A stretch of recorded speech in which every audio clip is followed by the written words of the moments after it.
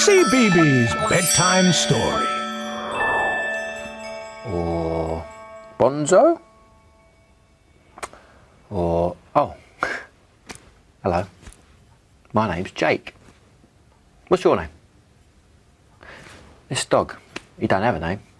I'm trying to think of a really good one for him. I've thought of Rufus, but don't sound right, does it? Bonzo? What do you think he should be called? The dog in tonight's bedtime story doesn't have a name either. The story is by Helen and is called Fleabag. There was once a dog who had no name, and he had no home.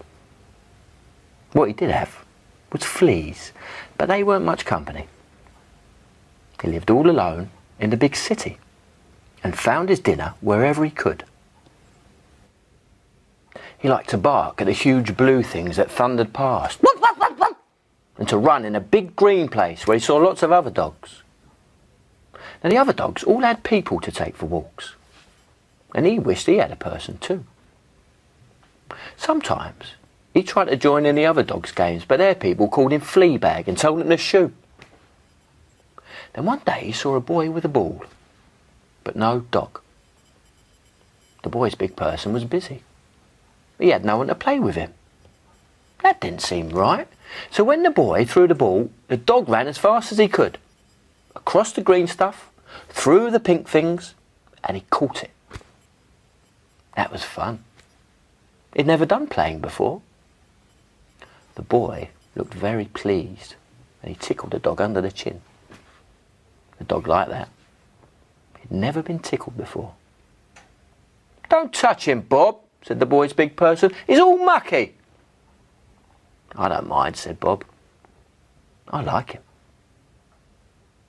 Over the next few days, the dog looked out for his boy, and the boy looked out for his dog. The boy's big person was usually too busy to notice, and they became great friends. But then one day, the boy didn't feel like playing. He was too sad. He told the dog that his family were moving house the next day. They were going far away, and he wouldn't be able to play with the dog ever again.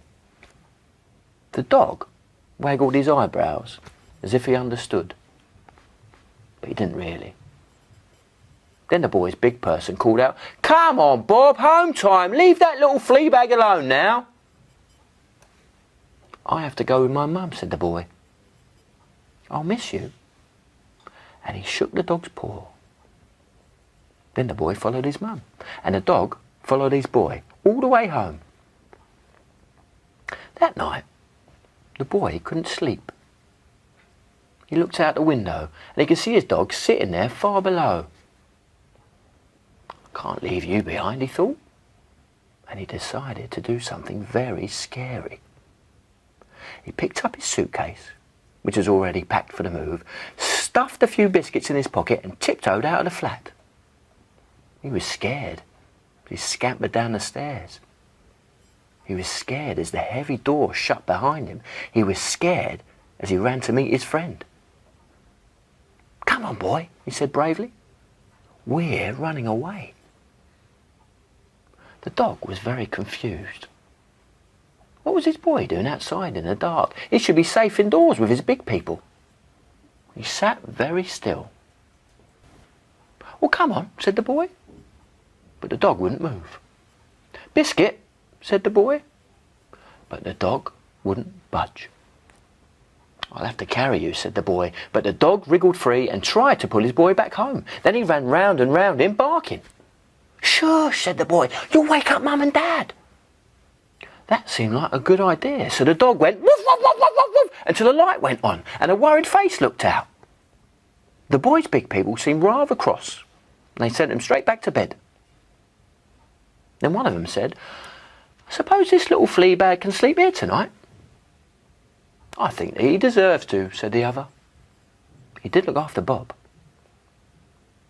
The dog was very excited. Well, he'd never slept in a real bed before.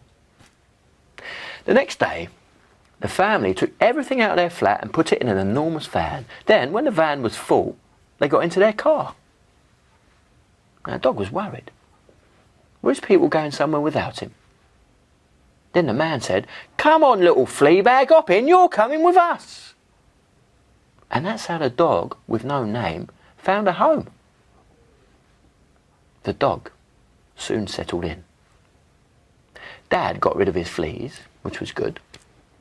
Mum got him nice and clean, which wasn't so good. But then Bob got him nice and dirty all over again.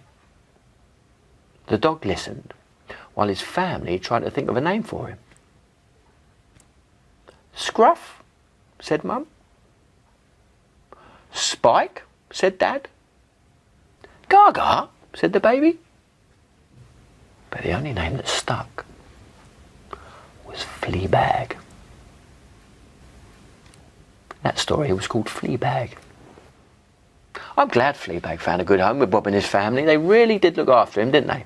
And Fleabag got to sleep in a proper bed, just like you do.